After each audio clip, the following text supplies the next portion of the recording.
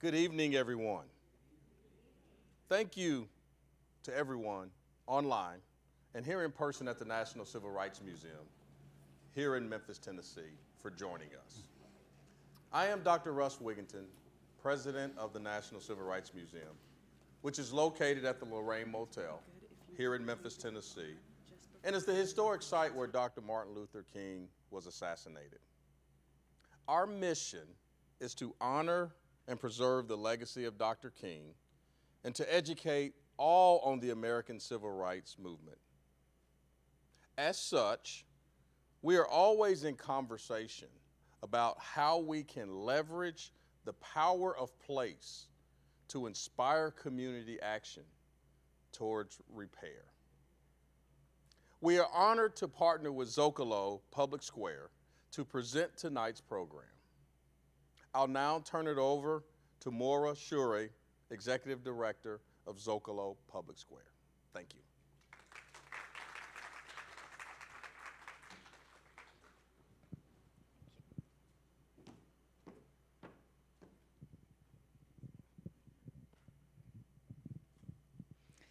Thank you, Dr. Wigginton.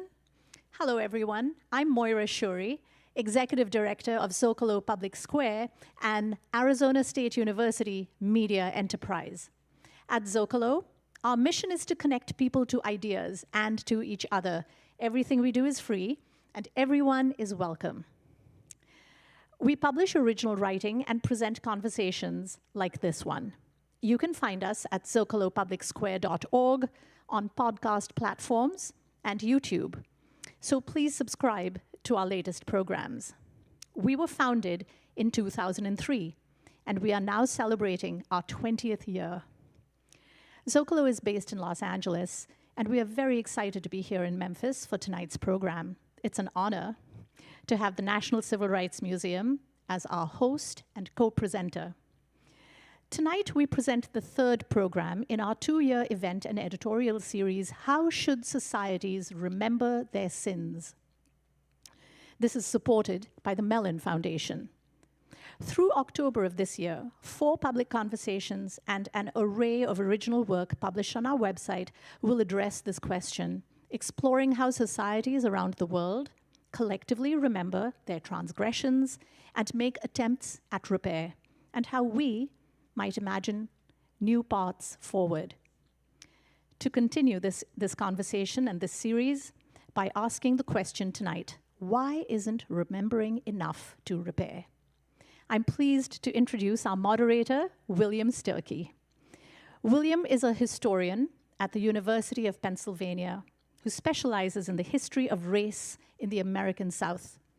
He is the author of Hattiesburg, An American City in Black and White, winner of the 2020 Zócalo Book Prize.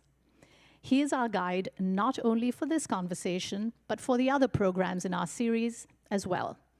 Over to you, William. You'll come up.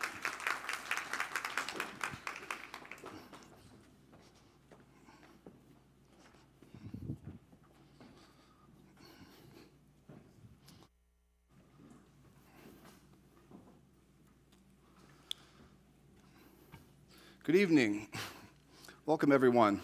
My name is William Sturkey. I'm an author and historian and associate professor of history at the University of Pennsylvania. It's an honor to be hosting this conversation with Zócalo at the National Civil Rights Museum, and I'm pleased to introduce our guest for the evening. Starting with my immediate left, we have Dr. Andre E. Johnson, who is a professor of communication at the University of Memphis. He is also a visiting scholar at Memphis Theological Seminary and an Andrew Mellon Just Transformation satellite partner with the Center for Black Digital Research at Penn State University. Johnson's research examines the intersection of rhetoric, race, and religion, and he teaches courses in African American public address, religious communication, race and religion, and social movements. His forthcoming book with Amanda Nell Edgar, The Summer of 2020, George Floyd and the Resurgence of Black Lives Matter, will be published next spring. To his left is Ken Lum. To Dr. Johnson's left is Ken Lum, an artist with an extensive international exhibition record that includes Documenta, the Venice Biennale, Shanghai Biennale, and the Whitney Biennial. Lum is the co-founder and senior curatorial advisor to Monument Lab, a public art and history think tank. He is a prolific writer with numerous essays and reviews in academic and non-academic publications. Lum has realized numerous permanent public art commissions and has a curatorial record that includes co-curating Shanghai Modern, Sharjah Biennale, Sharjah, United Arab Emirates, and Monument Lab, Creative Speculations for Philadelphia. A longtime professor, he is the chair of fine arts at the University of Pennsylvania's Weitzman School of Design in Philadelphia.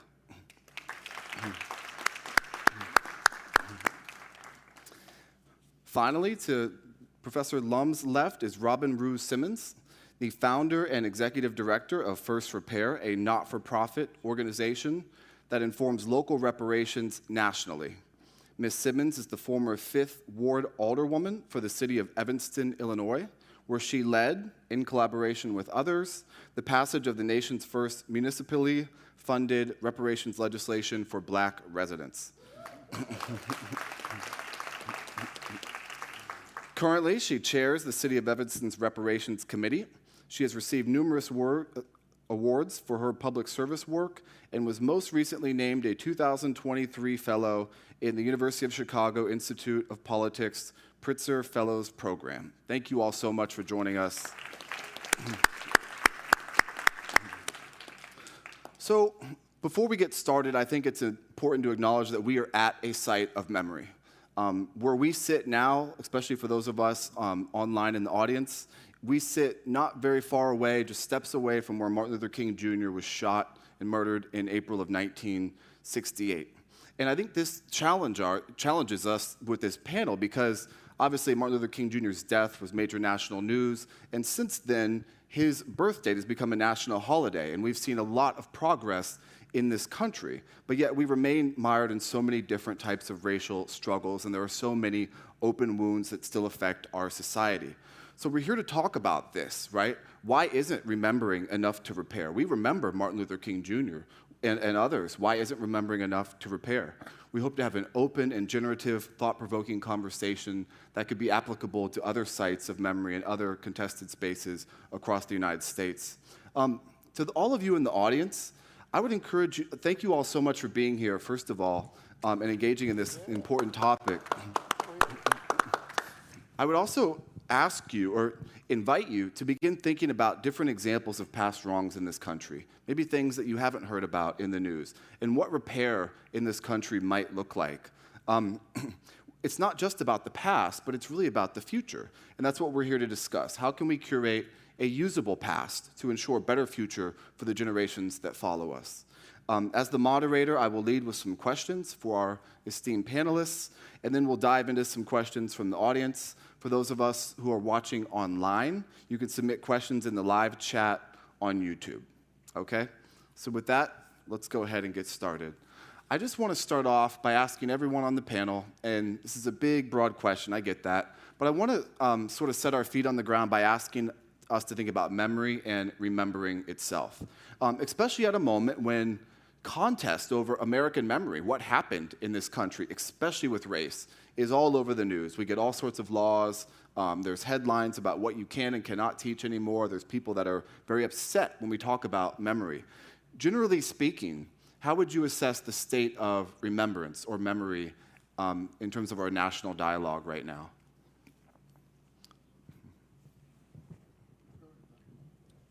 I think memory is highly fractured right now, and that there's no consensus in terms of even how history unfolded and how history should even be written about, and so on. I think that's a good thing in a way because history has been, history is written by those with power over the subjugated, and now the subjugated are saying, we have lived experience in terms of that history that you write about and that is unacknowledged for too long.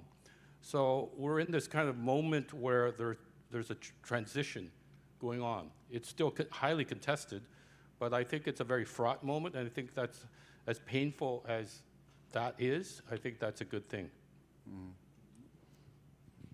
So I completely agree, but I would like to add that I think we are becoming more aware and remembering and acknowledging, and that is what is allowing the momentum that we're seeing in the reparations movement right now, because of the great journalism and arts where we are being educated on our history. So I believe that the work that we're doing on reparations really is an action plan to remembrance and memory. And I'm encouraged, although we have so much to be discouraged about what we see happening in school systems and in the legislature. I do believe it is evidence that we are pushing the needle and we are making progress. And so I will remain encouraged and hopeful. Yeah, and I want to start off by just thanking all of you for coming out tonight, and Zócalo and the Civil Rights Museum for hosting us here tonight. And I'm just going to be a good rhetorician and come right in the middle and agree with both of my co-panelists here. I do believe that there is momentum, there's definitely momentum, but I'm also with you as, you know, it's fractured, and that's the problem, because I do think, and this is just me, I really think that folk actually know what they're doing. They understand the history, they understand the strategies behind that, and they're just looking, a lot of them are looking at what their foreparents did and duplicating it.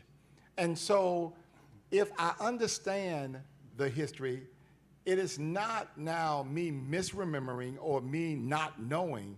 It is me now actually actively trying to resist the history in order for us to talk about what we want to talk about. How do we move from remembering to repair?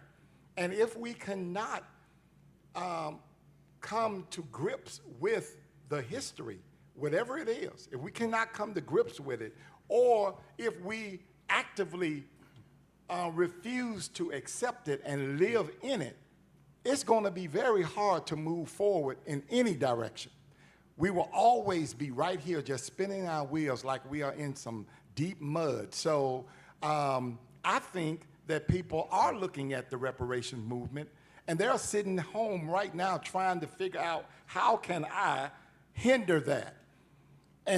But instead of accepting it as legitimate, as something wholly acceptable and good, and that we can build on, people are trying to push back against that. And I think that's what's going on right now. And I guess I get an opportunity to say a little bit more about this, that we in here must begin to govern ourselves to that reality.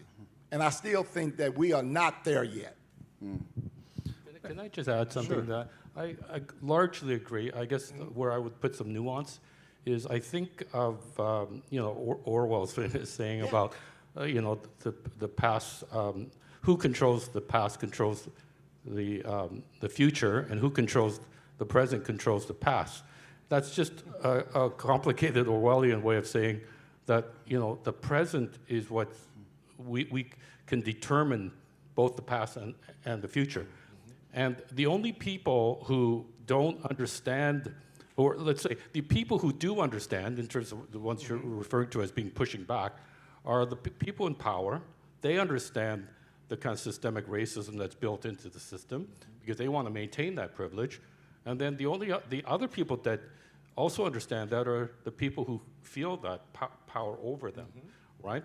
But there's a great center of mass of people who are, like the system itself produces a kind of opacity in terms of people's consciousness that they are actually part of this system, right? And they are kind of in the middle, right? And I think that middle group, and I don't mean middle like somehow they're compromised or anything like that, but that group is having a bit of an awakening. So it's a bit of an encouraging, right? But it's certainly insufficient. Thank you. I'm going to ask a tricky follow-up about the United States of America. So the title of this entire Zócalo series is How Should Societies Remember Their Sins? But we also live in a country where some of the people who committed sins are actually the most revered people in the country. For many of us, we would consider it a sin to kill, to take a human life, remove all possibility from that human life, and use it to enhance our own wealth. But at the same time, we live in a country where we also celebrate those same sinners, and I don't think that's necessarily going to change. So if we can't even come to terms with what a sin truly is, then how can we deal with who is owed repair or what repair might look like? I'll jump in and say that yes to it being a sin, but it's also a crime, what was done to Black folks in America, Africans that were kidnapped and brought here and enslaved. And so if we look at that and how do we repair a crime, we don't have as much of an issue on how do we repair and reconcile that and bring restitution. Yes, to that. So it is my opinion that we have a great opportunity to build on looking at it as crimes against humanity, because we don't know what the moral standard is for our legislatures and leaders and so on, but we do know that it was a criminal act to enslave and kidnap and rape and steal labor and opportunity, the plunder, not just the enslavement era, but other eras of terror in the Black community. So there is an opportunity to look at it from that perspective. And I would fundamentally agree as a minister and a pastor, I would fundamentally agree that that is definitely a crime. But here's the rub, and this is what the opponents would say, that slavery was legal. The capture, segregation was legal. The capture of African word, that's legal. And as long as it was legal, then it's not a crime. Therefore, in the thinking and their theology, it is not a sin. So how do we begin to have the conversation, since you brought up sins, that is profoundly a sin? Racism itself has just only been a sin theologically for like the last 60 years. Think about that for a moment, that the sin of racism has only been a sin for about 60 years.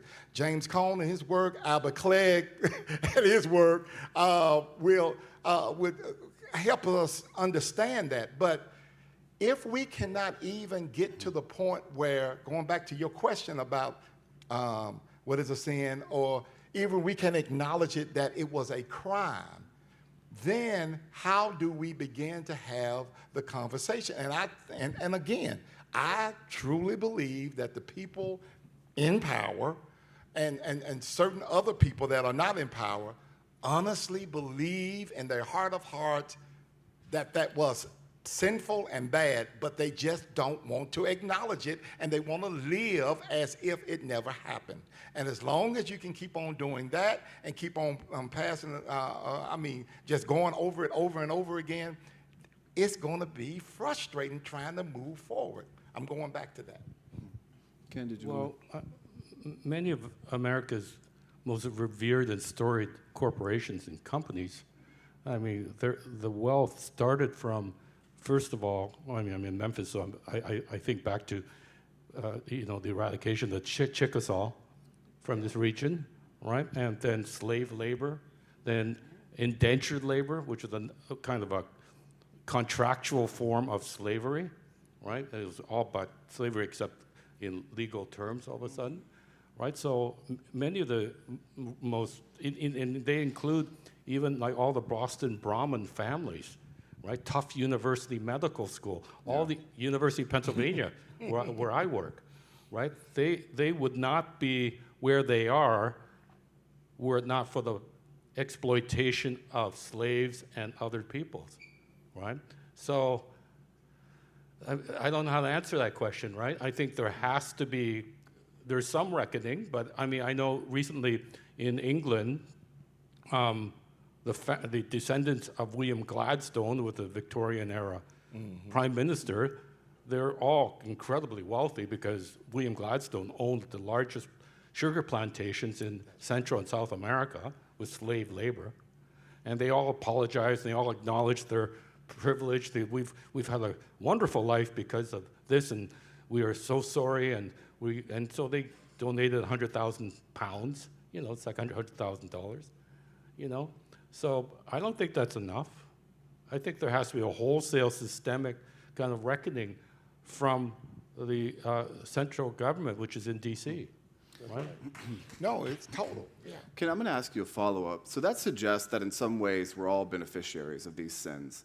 And so how does that then change the conversation as opposed to saying that a certain group of people benefited, you know, or committed the sins or perpetuated the sins and others did not? Well, I think there's never a clean solution, but I do think, first of all, not everyone benefited equally. Sure. Some benefited much more than others. Some continue to benefit, right? Some continue to have not, you know, more modern, let's say, but systemically racist procedures still built into their culture, and it continues, right? So I think nowadays, I would say many companies are trying to reconcile with that, but it seems almost as though they don't have the tools, the language tools or whatever tools, the critical tools, Sure. right? And I think one way of addressing that is maybe to provide people with the critical tools to be able to think independently, to have some skepticism in terms of what they've been taught and what they've been led to believe. Okay. That would be a starting point. Robin, I you just wanna- want to add, so to the point that it's debatable on if it were a crime and therefore it's not a sin because so I have to really shout out the interfaith community for being the lead partner in advancing reparations. Yes, to that. My values are rooted in the AME Church.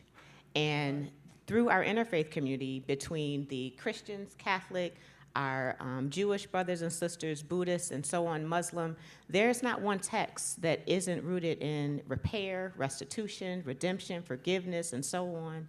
Right. So for it not to be considered a sin, for it not to be acknowledged as such, is clearly the manipulation of people in power, you know, looking to keep Black people oppressed and maintain their privilege and so on.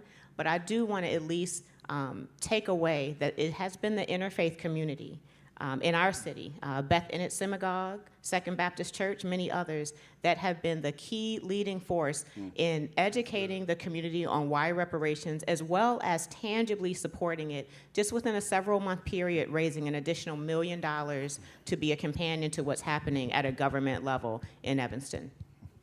Let me move us forward by asking about who needs repair, or who deserves more opportunities in the wake of the sins that were committed in our society. And so oftentimes if you bring up a term like reparations or anything like that, people who resist that will say, well, you know, my ancestors faced disadvantages too, be it some sort of ethnic group or whatever. And if we think really broadly, I mean, any of our mothers or grandmothers, you can make the exact same argument that virtually every single person in this country had an ancestor who faced some sort of disadvantage. And so how do we measure that? Exactly. How do we identify and target the groups that where repair is really needed? Even before we get into the details of what that repair looks like, how do we make sure we hone in on the most appropriate populations? Well, measuring it is one thing, but who is due reparations? Only when we get to the discussion of Black America do we have to talk about, well, also this group is due reparations, and that group is due reparations, and so on. Reparations is not exclusive to any community. We have seen the Japanese community receive reparations for internment. We have seen the Jewish community receive reparations for Holocaust. We have seen 9/11 survivors and their families receive reparations for that terrorism. But when we get to discussing repair and justice and liberation of Black people, we have to get into who else is due. Yeah. Who else is due? And so in the reparations conversation in the Black community, everybody Black in the United States that was harmed is due reparations. And so there is a very active conversation around lineage and if you were enslaved in America. That is complicated, right? But if you were harmed in America by this government, then you are due reparations. And we're seeing activity and momentum at a local level. And we do hope that it is a local to national movement and that ultimately we will see a federal bill for reparations. That's right. And I would just add this. Whoever the law said could not do, that's who should get it. Okay. Because all of that was total. It was just total. And people who would be considered African American, Negro, colored, whatever you want to say, during the time, they should get it. I mean, that's it, because this was a legal government ran this, did this, provided for certain people, did not provide for others. And that's the point. When we board it out, what is it in the law that said that somebody that looked like me could not do or move or go here or do that? That's who should get it. Because that is how wealth in this country gets passed down. If I could not, the 1866 massacre was right here in Memphis, Tennessee. Burned down every black establishment, every house, every church, every school, every business, right here in South Memphis, not too far from here. And those folk had to start all over again, and many of their descendants did not have anything passed down to them. And it kept going in perpetuity until we get to today. That group of people should have reparations, and all people who did not get due process of the law should get reparations because it was baked in the law.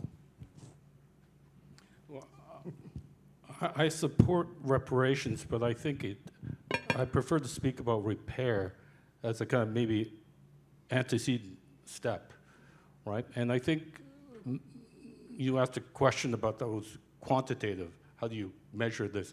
I think there's lots of just basic statistics that tell you, who was not able to bestow assets to the next generation, right? I mean, that's the greatest one of the greatest sins in America today, the kind of social immobility, right? And it's obscured by the myth that there's immense social mobility when there's not. There's social mobility in terms of people losing jobs and they have to move somewhere. There's a kind of physical, geographical mobility, but there's no social mobility in terms of people actually moving to a better station in life, right?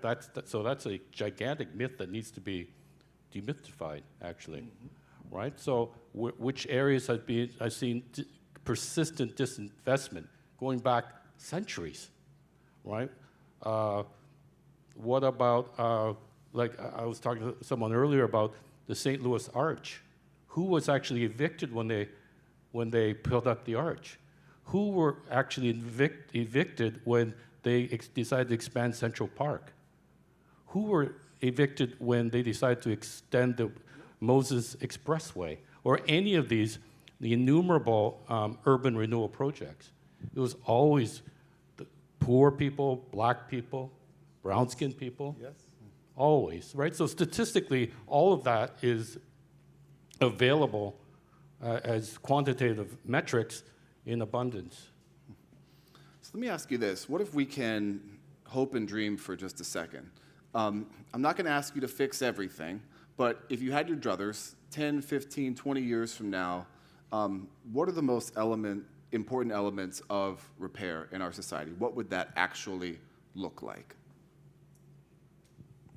Well, I do this work full-time every day, and I have the great privilege to go into communities across the nation and even internationally to ask that question so that black communities can begin to prescribe what repair looks like to them, being that the black community should really lead in that, thinking about reparations. And I'll tell you what happens. Every community lands on a long, comprehensive list of repair. There's a lot of talk about cash benefit, how do we figure out the amount of the check, and so on.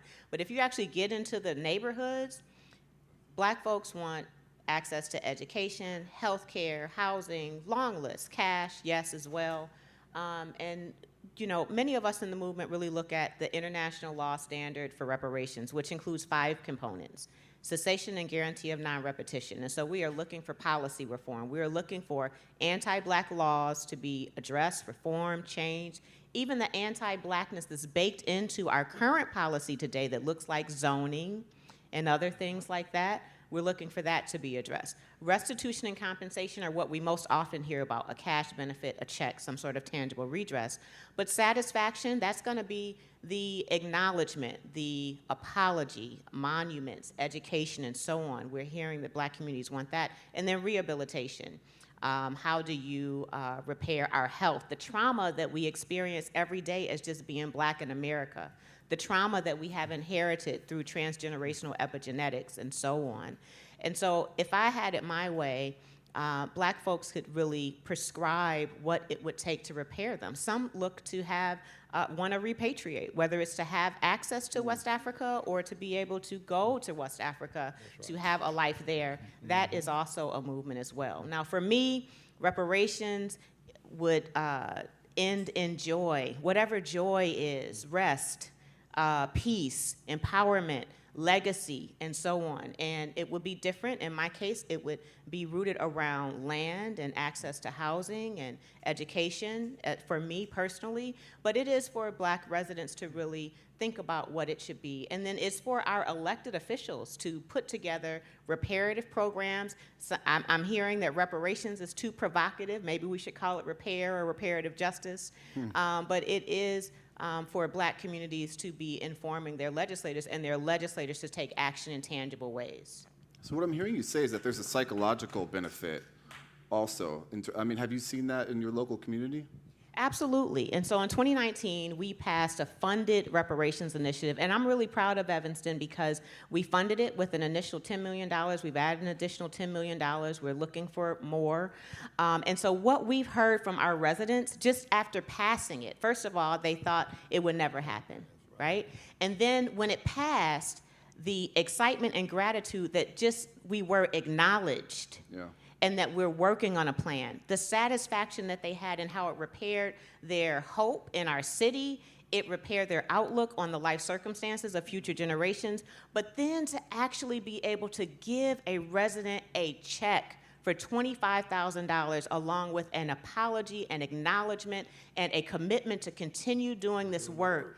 What we hear from them, I cannot get into right now because I still can't get through it without crying. I'll tell you how emotional it is to hear from an elder Black resident, because that's who's receiving benefits first, on how they are going to be transitioning out of this life, hopeful for what's going to happen, and how it is uplifting them. They're feeling a sense of place and ownership and community and so on. I get the great honor on this Friday to acknowledge another about 50 residents who have received reparations with a dinner.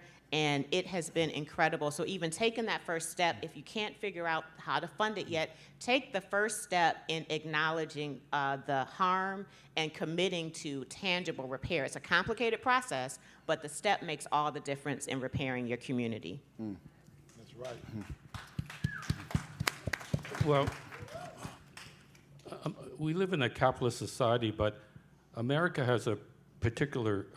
capitalism has a particular character. And that character is to render everything, I'm talking about everything, transactional.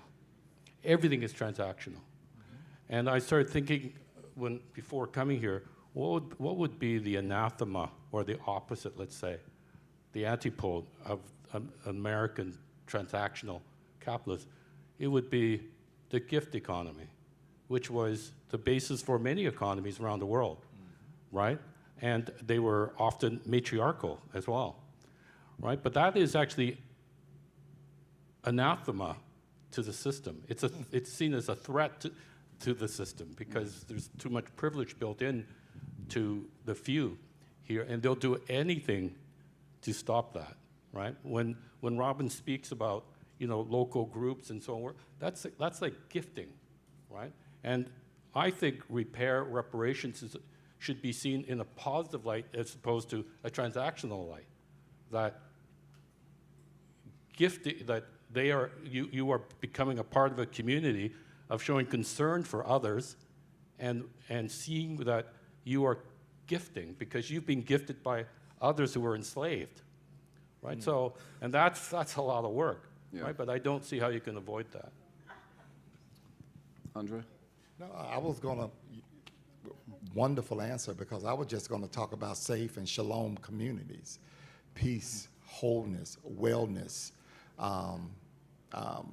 able to get medical attention, able to feel safe and secure in your homes.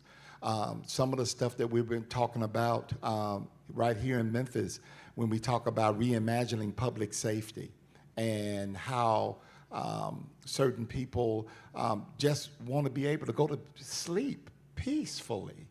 I mean, that's what it would look like. And then implementing not some of the same stuff that we always try, always over and over and doubling and tripling down on that. Let's try some new stuff. Let's try some new stuff to get to that point. So I am in total agreement with Robin here.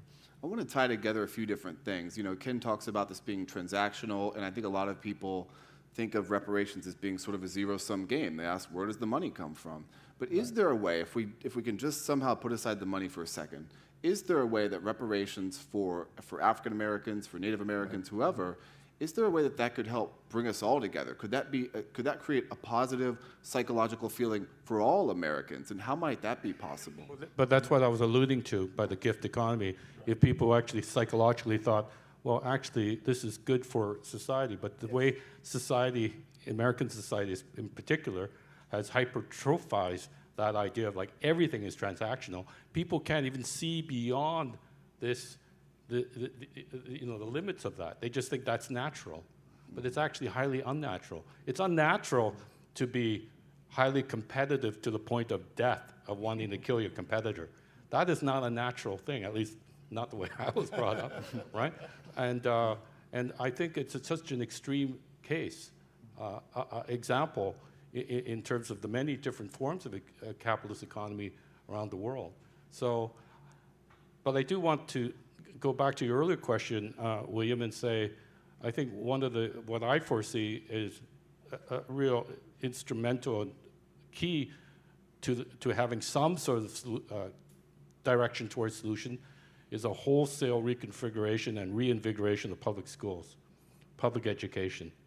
People are not educated properly. People are not given critical tools. People are not taught to be empathetic. People are not taught that there are many, many histories that are worthy to be told. And so people go through school, and public school is kind of stratified to charter schools and private schools and so on. I think that is like a big, big key, because we're talking about a kind of generational process.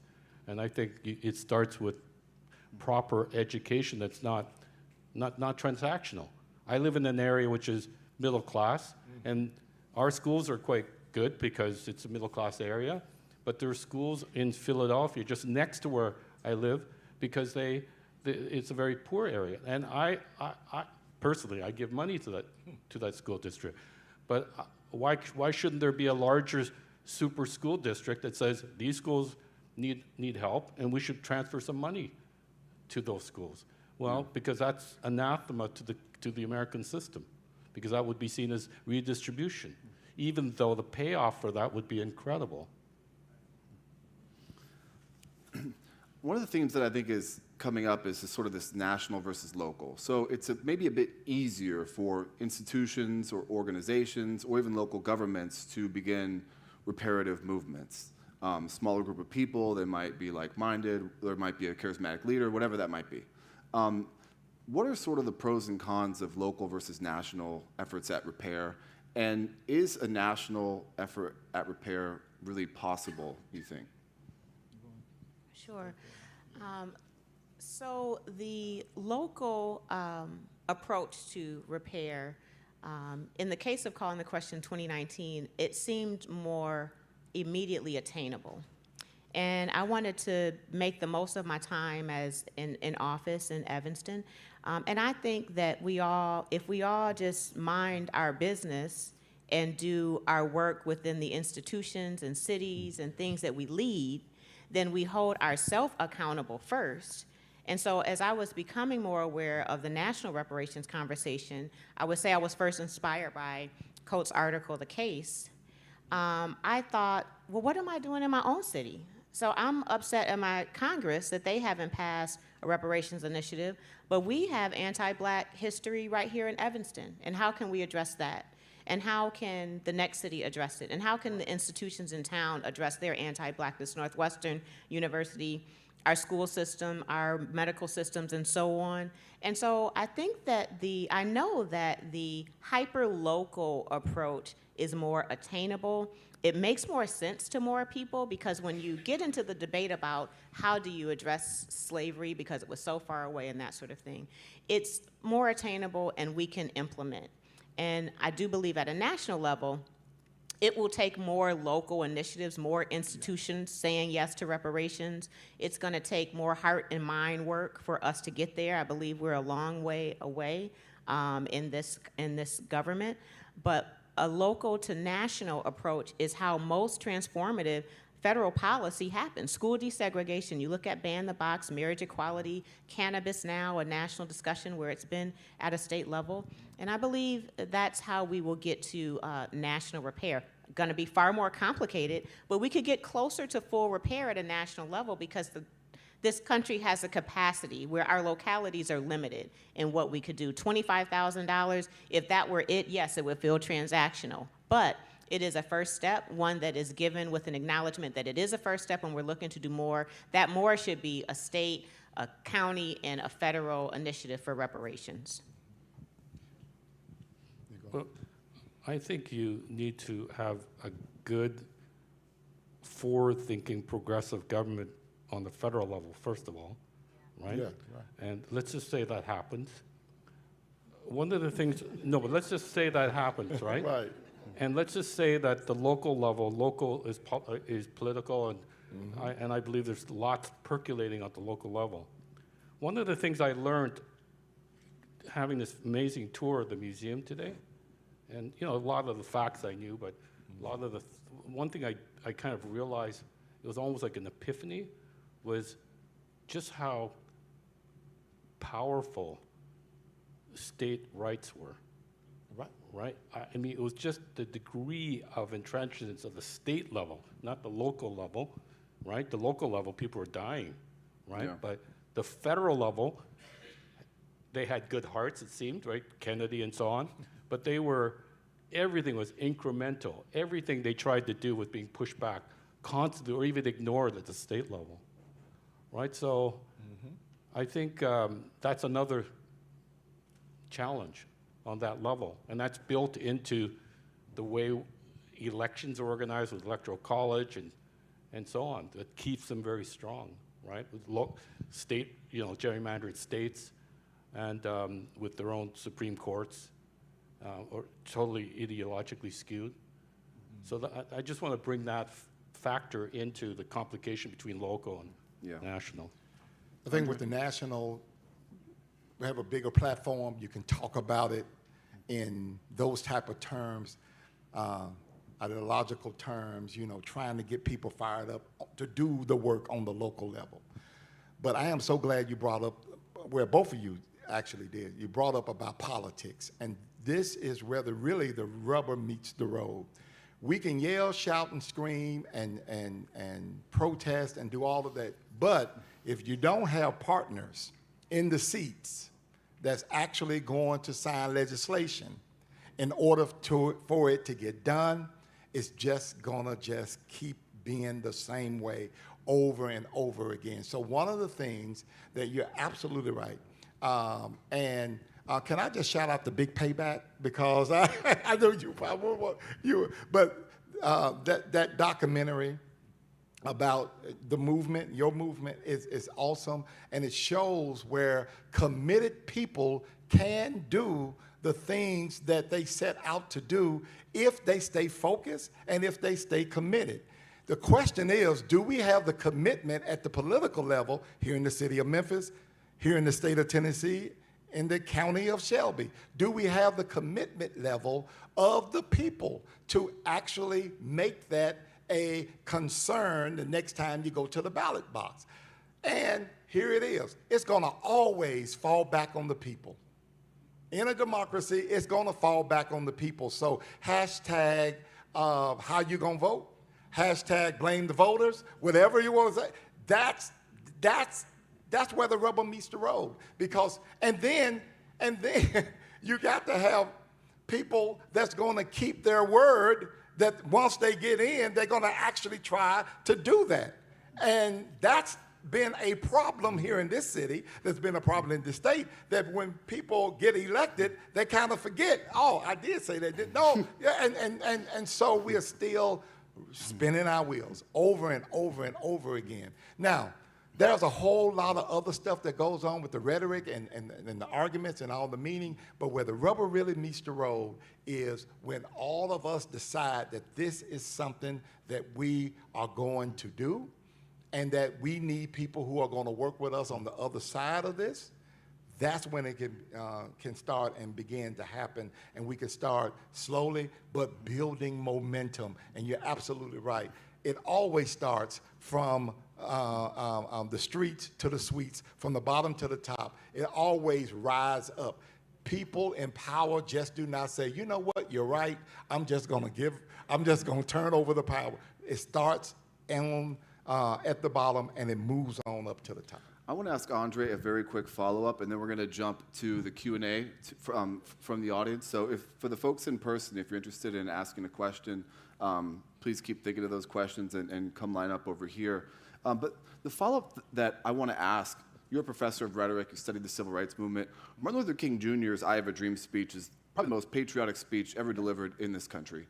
And one of the things that he did was first, before making the ask, he made white people feel good about their country. He invoked the Declaration of Independence, he invoked all the rhetoric, all the most profound language of the promise of America, and then he makes the ask, then he shares the dream. So what would a rhetorical approach look like now to pursue repair that would maybe sort of get more people on board and not make people sort of shrink away, like, oh, I have to give something up, or I'm going to feel bad about that?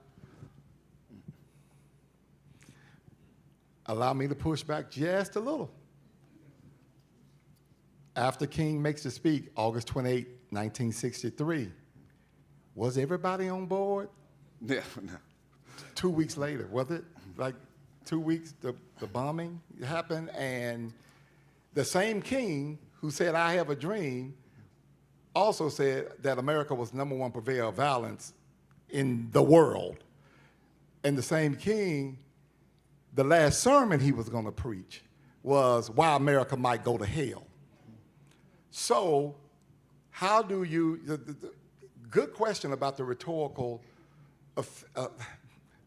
strategy, or how to get people involved. And yes, you can do that. You can make people feel good. You can meet people halfway. You can do all those things that we kind of teach in speech class, you know, how to persuade the unpersuadable audience. But I will come with this. There are some audiences that you will never, ever be able to persuade. And when we understand that, actually we get free. We are free now to work with the people that we need to work with in order to get things done and build from there. The problem has been, and I'm so glad I got this question. The problem has been for at least for me, is that we spend an extraordinary amount of time trying to convince folk who will never, ever be convinced of anything that we have to say. Instead of trying to go to people who are at least open-minded or who are already there and needing to know somebody else felt like me. Like, oh, you mean to tell, I just didn't have the language for it, but that sounds good, what you just said, and now we can build the movement there. I have moved beyond trying to figure out how to find the available means of persuasion to the unpersuadable audience. I am now trying to find the available means of working together and bearing witness in order to get things done in community with folk who are working toward that end. And yes, you're going to have issues, you're going to have problems, you have disagreements, but at least we can say if you're at the table, you get the benefit of the doubt. If you're at the table, you are trying to figure these things out.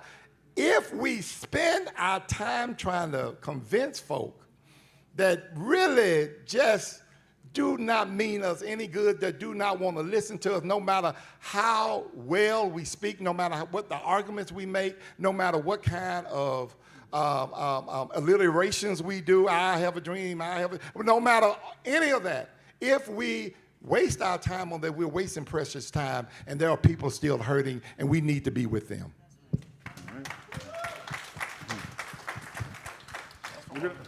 We're going to go ahead and jump to questions. Yes. We have our first question. Say your name. My name is Brianna. I do have a question well, first let me say this was a really insightful conversation. And my question is for Robin. It's kind of twofold. You mentioned $25,000 checks. How exactly is that funded? Is it taxpayer funded or is it people making donations? And does your movement incorporate any of the work done by scholars like William Darity and groups like the ADOS movement? Thank you. Thank you for the question. Thank you for being here. So our reparations is funded by, initially it was recreational cannabis sales tax. So when we were passing our legislation, the state of Illinois was also passing recreational cannabis sales tax.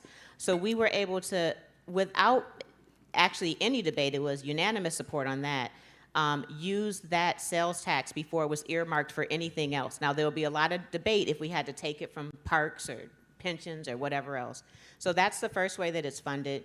And secondly, we've added real estate transfer taxes, but specifically graduated real estate transfer taxes. So homes in Evanston, or properties rather, that are sold above $1 million have a premium tax. And so that extra tax goes to, additional tax goes to reparations. We've also concluded through a legal memo from our corporation counsel, Nick Cummings, the brilliant, bold Nick Cummings, is that home rule taxes are the most viable and safest way to fund on a municipal level. Now, there's not a state yet to do it. State might be different, but we can't use federal dollars. There's judicial barriers between doing this work at a federal level and so on. So that's how we fund it. And then in terms of input, the work was done with so many collaborators, contributors, experts, yes to understanding the economic position of Professor William Darity and closing the wealth gap as a form of repair. Yes to being aware of the organizing and work with ADOS. In Evanston, we have a very diverse Black community, and our period of harm is a period when the African diaspora was in Evanston. So the eligibility question has not come up in that regard. I do think at a national level there'll be more discussion around that, but we have a report that shows our injury area between 1919 and 1969, and the whole diaspora was there at that point. So reparations is given to anybody Black in that 50-year period and all of their descendants, which I would qualify because my father, oh wait, my father is here, everyone. Daddy, will you stand up? No, don't stand up. You don't have to, Daddy. Okay. I'm so grateful. I'm so grateful. My father, he spends at least a week, sometimes 2, with me and my children every summer. He's done this for years, and we're on the end of our 2023 visit, and he's here with me going back home to Chattanooga where he retired to fish every day. So I love you, Daddy. Okay. We have another question. Did you follow Randall Robinson's format when you started your reparations? So I wish I had. I'm becoming more educated. I called the question without much education. I got educated along the way before we passed. So I'm still learning from the elders, the ancestors in this case, and I hope to continue learning. My name is Ernest Kenneth Davis. I was the first Black dean at the University of Memphis 50 years ago. I'm an octogenarian now. I'm writing a book on African American history. I've been to 7 universities and law school, so I have a right to speak. Yes. We have another question from Malti. Yes, good evening. I wanted to just kind of backtrack because your opening statements were so profound, and that Ken mentioned that there was a sort of retelling of history going on, and he saw something good in that. And then Andre mentioned about the legality versus the morality, I guess, of it. And so in revisiting those things, I kind of agree with Ken in that the big lie is exposing, many of the lies that America has been telling and accepting. And because he is rejecting some truths, is giving another portion of the population to tell their truths. So I see the good in what you're saying, although I think the harm is greater, but also the Holocaust within its context was legal. But it didn't stop people from repairing the damage to those people. Right. And again, as Robin said, these kind of questions come up with respect to African Americans talking about reparations. People want to curtail it and, call it all kind of other things. But I really wanted to mention the fact that a few months ago, I was here at the Civil Rights Museum at a Black Wealth Conference. And the company Wells Fargo had sponsored this. And, those of us who study the history, we know Wells Fargo's history, but they were doing this beautiful philanthropic thing at the Civil Rights Museum. And I appreciate, building Black wealth in that 10% population area, but in South Memphis and in North Memphis and the south side of Chicago where I'm from, that don't get to the people who need it. And so I am really impressed and grateful for the work that Robin has done, because having done that work in Evanston, in that suburb of Chicago, where there's a smaller population, where people saw that they could do something, it inspired us and gave us hope and gives us hope all over the country in these areas where interstates took Black people's land and all of these things went on and in many ways are still going on. And so I really, really, really just want to shout you out. That's why I got up here. Because doing the work makes a difference. And before reparations was a popular or paid for or commissioned kind of subject, those like Cam Howard, who I believe you work with in Chicago. Absolutely. Yeah, regular people were doing this work and talking this and feeling all uncomfortable because people were like, why are you talking about reparations? You want something you ain't worked for. Ooh, especially down south. They don't want to, a lot of people who need reparations in communities like the South Memphis won't receive it because people in other parts of Memphis believe that they're not worthy of it. And it kind of, pisses me off because you got yours, but these people are never going to be repaired by Black middle-class conferences. These people have to be repaired by the deep pockets of corporations like Wells Fargo, and you could call it philanthropy, but we need reparations for those people who need it the most. All right. That's right. That's right. And so I know it wasn't a question, but I just have to let you know that I love you. I appreciate the love and the acknowledgement. And that, yes, this movement was largely volunteer on the backs and the sweat and the sacrifice of Black folks. And in the last few years, the philanthropic community has begun funding the work. So that is progress, that we can actually do this work now with some resources. And that also, you're right, Evanston has inspired a national movement. And so in Evanston, we were alone in 2019. Today, there are over 100 localities. Apparently, Memphis isn't one of them, but there's over 100 localities that have advanced reparations initiative, including the state of California. New York is coming right behind it. So shout out to all those local leaders that are taking the question to your city councils and your state boards. And we have our last question. Okay, thank you. My name is Jasper St. Bernard. I'm a PhD candidate at the University of Memphis in philosophy. I only bring that up my work is on Ida B. Wells and her anti-lynching campaign. And so I dread asking this question because of the response to Dr. Johnson's passionate appeal at the last question, but I can't shake that those individuals who we all collectively sort of clapped at, who aren't willing to get at the table don't go anywhere after our applause. They're still very much a part of the story.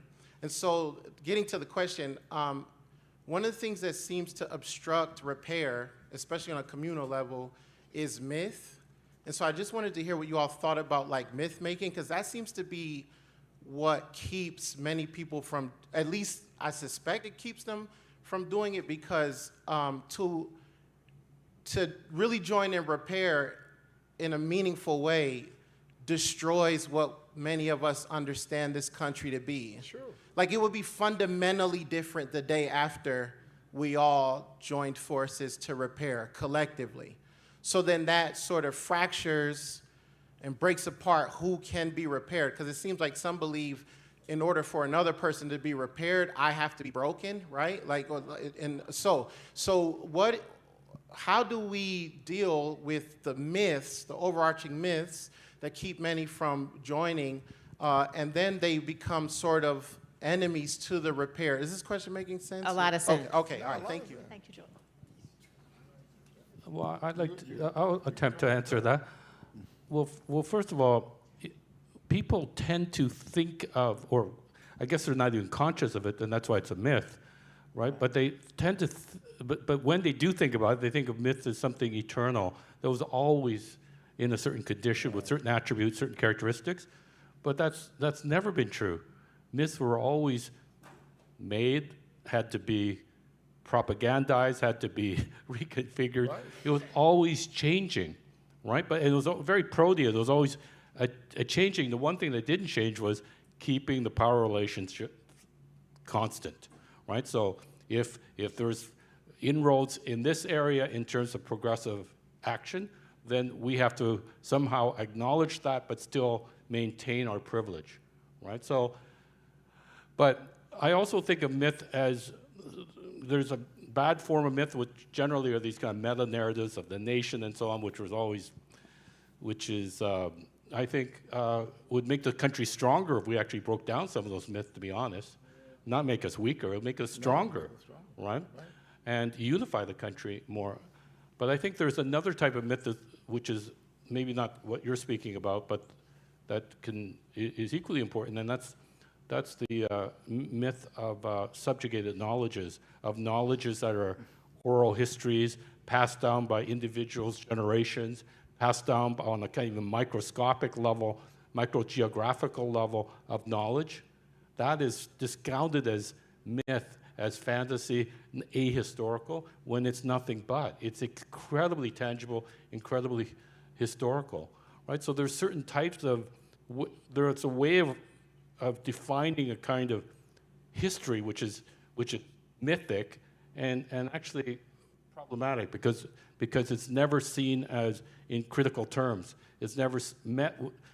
It also disallows any form of skepticism towards these meta-narratives, and I think that's the issue. Real quick, thank me later. Richard Hughes' Myths That Americans Live By. That's the book. Go get it. You'll thank me later for it. You can send me an email. And it's an awesome book.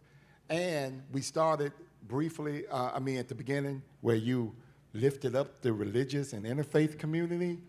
A lot of the myths that we're talking about now is perpetrated by religious communities as well, too. The faith tradition in this country has always been one that has been fundamentally anti-black, anti-immigrant, anti-whatever else, and beginning with that, shaping laws and later on theologies that supported that.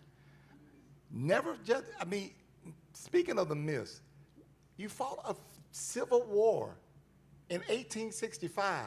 Civil War is over. By 1870, Tennessee elected a Confederate general, and Confederates took over the state houses again by 1877, 1880.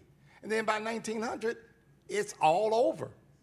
So I'm always amazed at the rhetoric that actually have United States of America venerate Confederate heroes in monuments and in statues. It's amazing to me. But I do understand it when I understand how religion is shaped and how religion create those myths. I just want to quickly, because I know we're out of time, respond to that as well on myths. Some believe the Black reparations movement is about harming the white. It's just not. It's about our justice. It is about our repair. But I do want to, back to an earlier question that you shared, a report, there were two reports, the case by Coates, but also the cost of segregation report. It is done by the Metropolitan Planning Council, and it showed how addressing our racial segregation in the city of Chicago was the reference, would uplift the entire city of Chicago by increasing it. Maybe it was a $2 billion increase to its GDP, tens of thousands more college degrees, $1 million more household income in Black families, safer neighborhoods, and so on. It showed how it is a public benefit to repair the Black community. And I just want to share that as a tool that might be helpful if you're out looking to initiate the reparations conversation. Also, you could look at First Repair. We have a ton of resources there. The link to the documentary is currently on Amazon Prime. It's on PBS. It's on Apple TV, but we also have a resource guide, which includes how to be an ally. It has helpful tips on starting a reparations conversation, and we also have, just with the support of Harvard Kennedy School, put together a similar workshop for high school students. So if you do have any interest in supporting this work in younger audiences, please let us know, and we'll send you that workshop and facilitator's guide. Thank you. Great. Thank you all so much. Thank you so much for this wonderful conversation. It's truly been an honor to be up here with you and to moderate this panel. And thanks to everyone in our audience, both in person and online, and those, of course, that watch us later. You will be able to find a summary of our talk at zocalopublicsquare.org by tomorrow, along with interviews with all of our esteemed panelists. You can also subscribe to Zócalo's newsletter, podcast, and social media. This conversation, as a reminder, is part of Zócalo's series, How Should Societies Remember Their Sins?, supported by the Mellon Foundation. Please join us again in October for the final conversation, How Does Confronting Our History Build a Better Future? Andre, Ken, and Robin, thank you all so much. Please join me in thanking our panelists once again.